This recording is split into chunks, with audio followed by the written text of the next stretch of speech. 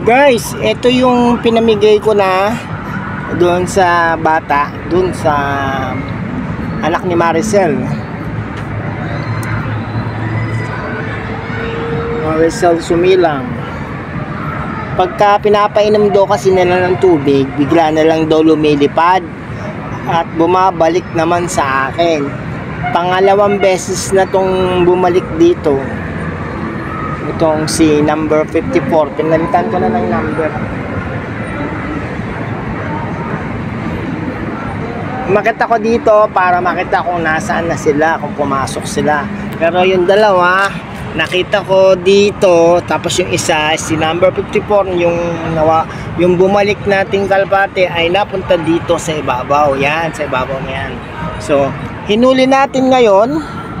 At ibabalik ko ulit doon sa pinagbigyan kong bata.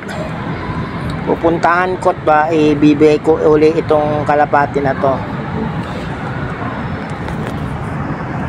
Sasara ko na tong kulungan na pera, maglalagay muna akong tubig.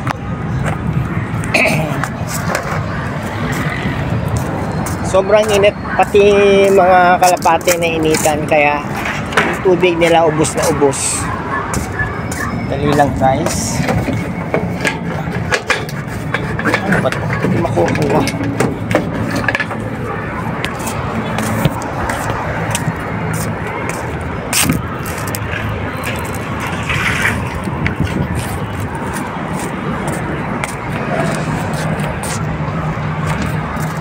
Ayan. Ayan yung tubigan nila. Lalagyan natin ng inumin. Yung kulay din na nakikita nyo ay mga dinurog na oregano.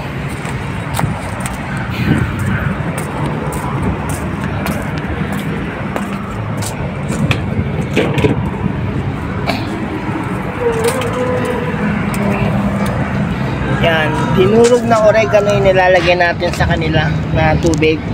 Ito na yung isa, ibabalik na natin doon sa pinagbigyan natin bata.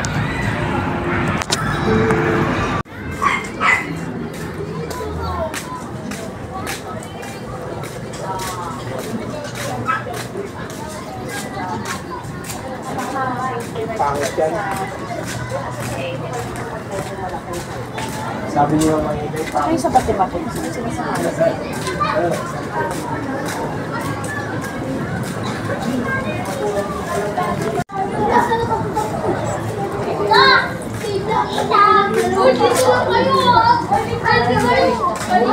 Binigyan mo si Barutain. Sige, asan na yung anak mo? Ano ba man na tinapay pinili? Papanlaman. Hilo! Nakita na ako yung Papanlaman. Hilo! Nakita ako ng kanila. Kaya gano'n ka ba? Hilo! Ah! Ang sarap na naging panlaman. Yan, si Nilo, yung pinagbigyan ko ng kalapate. Pinalitan ko yung number. Ano yun, Nilo? Tingin, Nilo. Yan, live ba yan? Oo. Nilo, tingin! Nilo, ano masabi mo dyan sa kalapate mong malikot? Thank you.